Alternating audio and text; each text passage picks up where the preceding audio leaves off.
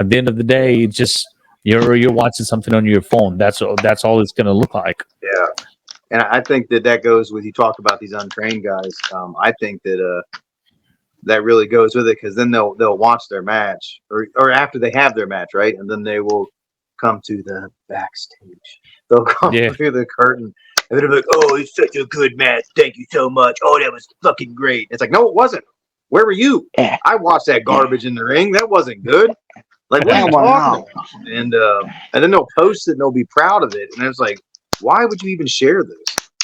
And so that really bothers me. And then I do my matches, and if I do my matches, I'm constantly looking at flaws that I did, even if someone else doesn't notice. Like I did one of the matches I did last month. I remember was coming back. I didn't have enough fire on my comeback. I knocked the guy down, and I kind of didn't keep bringing it, didn't keep going. I didn't have enough fire, so that disappointed me. So the next one, I made sure I brought it. And then just other things too, if I notice, like I didn't have my face up. But little things like that I'll notice, where if you see these guys and they think they had, this good match, and then they're taking the guy and they're Irish whipping him, standing against the ropes, and they throw him and they let him run 18 feet across the ring, I guess because they're the strongest force in the world, and they can't follow through and they can't stride the Irish whip him, but shows their training in professional wrestling. But you want to call it shooting stiff? I mean, I'll shoot on all the motherfuckers. I guess. Shoot. Pew, pew. Pew, pew, pew. Hey, I think, yeah. So, what do you think about this? About last year, I think it was last year, if 3 or 4 promotions can get on the same page and come up with a plan to where they each have their individual championships, but then there's one that would be defended at all of them to carry out the storyline or whatever, to show, to build that belt up like the old days. Would that help? Would that kind of help the indie scene some, because it will legitimize the title? And I feel like every promotion has a champion, right? But then that champion only defends it there, and you're constantly getting the same core group of people getting title shots. And after a while, it grows stale. How many different stories can you tell if you're not bringing in inside talent? But then even if you are outside talent, and even if you bring outside talent in, that might be good for 1 or 2 shows, and then you're back to square one.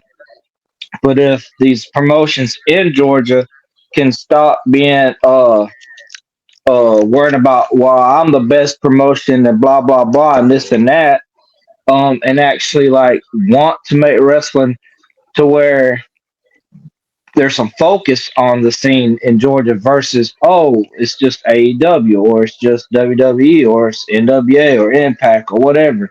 I feel like some of these independent streaming services that are trying to do that or whatever, they're just not getting enough things. But like if the promotions that are on the network, instead of bumping heads with each other, come together and be like, hey, we want to help this streaming service get bigger, get notarized bigger. If we work together, that will bring eyes on us as well.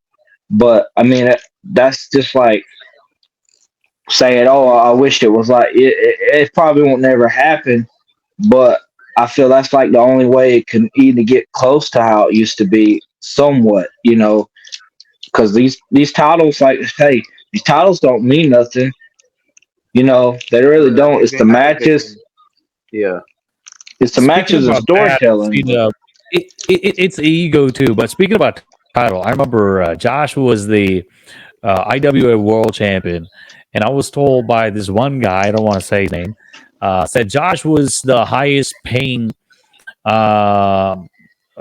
talent in the roster. He was getting $100, $150, $110 or something. And then when I asked Josh, he said he wasn't getting anything. Sometimes he was getting $10. And I seen you staying there, helping them out, set up the ring, turn down the ring. Even the young guys don't even green guys. They don't help. do none of these things. They don't even get involved. They don't want to help. They don't want to give a hand. None of that stuff. And even in here, from a certain school, when I book these guys and girls, they come in so late. They don't want to help anybody. And after their match, they just leave. They don't care. They're called superstars. So my question is, what when you were a champion, when you were representing a company, and obviously I was told, like, you were getting the biggest high pay. Well, if you are, then what's your job? Why you have to do all this? Why you have to set up the ring and everything? Yeah, yeah, I know what you're talking about. I wasn't paid 100, 150. I wasn't paid 50. I got $10. What I've wrestled for them for 3 or 4 years.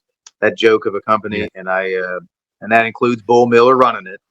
I don't care who likes Bull Miller and who's offended by it. He was a crook. I mean, rest in peace, but he was a crook. He didn't pay no one. He didn't care. And it was the real Paul Heyman. Yeah, and he didn't run a good show. I mean, I'm sure he did back in the day. I mean, I got to give respect for that. But I mean, the time before I got there, when I got there, it was trash. And but I think I got in 3-4 years, maybe longer than that I worked there. I got paid $10 2 times, and I got paid a $20 bill one time. Now, that was with the promoter trying to give me something. He said he didn't have anything, and he tried to give me something. So I thanked him. And but at the time, I was losing myself, because if I'm driving all the way up there and spending all this money in gas, and then if I have anyone to watch my daughter, I got to bring her along with me. Or if I got to bring, my poor old mother with me to watch my daughter. So the whole thing was a mess. And then, like, I was their champion. But as you said, I was helping with the ring, tearing down the ring, and no one would help me. And even these guys that were supposedly trained professional wrestlers, or they were supposed to be helping, but they wouldn't. They would just sit around, hang out, and they would talk, and they would just watch me. I'd be like, it might go faster if everyone would help and just make some really smart ass remarks. And no one picked up on it. But no one would help. And then eventually got to the point that I was just like, why am I doing this? Like, why am I spending all this much money to travel up there for this promotion that gets so much hate and flock, and is a laughing stock on Facebook? And I didn't understand why I kept going up there, and it literally just got worse and worse and worse. And it was like, I try and have a good match, but no one there knew how to wrestle. It was hardly anyone knew how to wrestle. Hardly anyone knew how to do anything. I mean, there was a couple guys up there I liked. I liked Charlie Brown. But I liked Lennox Norris. I mean, he doesn't get enough credit. But there was rarely anyone. Yeah, there was rarely anyone there that was good. And then they would leave. It was like Lennox was gone, and he popped back up. I was like, are we working tonight? And then he would say no. And I was like, oh my God, like, who am I working with? Then you find out you're working with people that don't know what they're doing. They don't belong in there. I have no idea why they were allowed. That's all it is. What'd you say? Yeah, I was saying favoritism. That's all it is. It was like, you're friends with who you are, who do you know, and that's all it is. It's just companies too. I mean, some of them other people get contracts because who didn't know.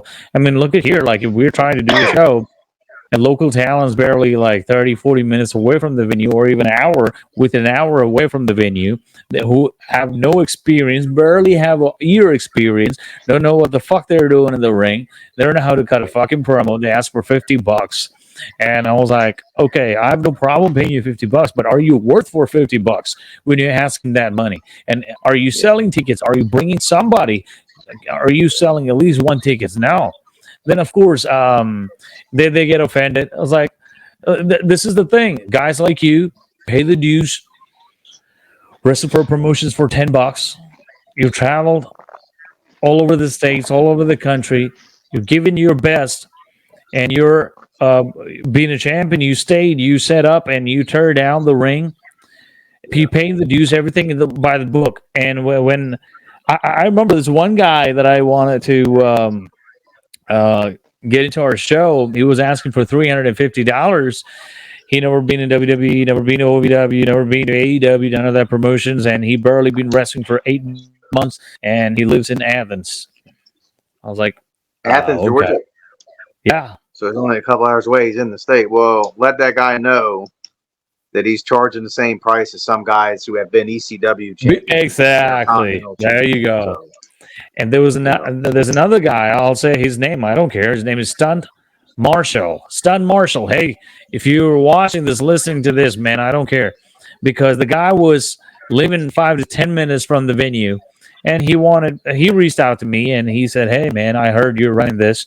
How about, you can bring me? I can bring 100 fans or 50 fans, whatever the numbers." He said, "How much you can pay me?" I said, "I can pay you $25." And he was laughing. He laughed at me and he said, "That's not even a ride for Uber or Lyft in that matter." And I was like, "You have no idea what you're talking about, because I've been doing Lyft and Uber for so long. So I know." Yeah. Plus, if you said you can bring 50 plus fans, hey, sell your merch. If you're going to bring them, number one, if you're going to bring them, don't worry, I'll pay you per person, whatever. If the fan is paying $10, or you know what, I'll pay you $5. If you're bringing 50 people, no problem, man. We will, share the 50 split, whatever the benefits. Yeah. But then was like, "Oh no, man, it's not gonna work like that. That's all you can offer me, $5." Like, and then this guy was working in Florida and other states for $100. Well, then you want to ask the same money, even though you're like 5-10 minutes away from the venue. It doesn't make any sense. But hey, that's how this business is always. I don't know who this guy is, but it's just another Marshall. Trust me, there are more out there. But anyway, so we are like in an hour, 21 minutes. So before we wind up, Josh, the platform, the floor is yours. What is your advice to the young wrestlers or people who wanted to be wrestlers, and what do you have to say to them? It's a new breed, man. I really don't know what to tell them, because what they like is not what I like. What they're going to want to watch is not what I'm going to want to watch. I can say, if you want to learn something, no matter who you get trained by, you should always study Bret Hart. And it can be 5 of his matches. I mean, you're not going to find a Bret Hart match where you're not going to learn steps, basic fundamentals. You're not going to learn something new or something better. I mean, everything he did was crisp and for a purpose. And anyone out there who thinks that he isn't in the top 5, the top 10 of all time, he doesn't have to be your favorite. I'm not talking from a fan standpoint. If there's anyone out there who doesn't think that he is one of the best ever, you should not be involved in wrestling. You don't know what the fuck you're talking about. And that goes to people I know. So that's just the way it is. To say that Bret isn't one of the best ever is just laughable. And I think that people really should be studying more Bret Hart, not television wrestling. And I really don't know. I don't know what other advice to give them other than have a job, have backing, have money, have more money, have someone that can help you out. Know that it's a bumpy road. Chances are slim to none, and you're going to get beat up and lose a lot of money and friends and girlfriends. If you can avoid friends, girlfriends, have a lot of money, then you're going to succeed.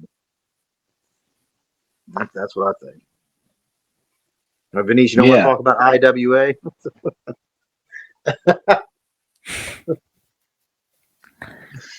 Man, I can believe it's been that long. This is what, 2023? Unbelievable. It might have been we're all the time, though, right? Yeah.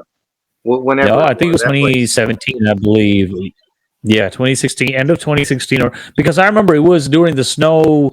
A lot of, I think it was thunder, snowstorm, and all that. I think it was in December 2017 or something like that. I don't know, but it's been a while.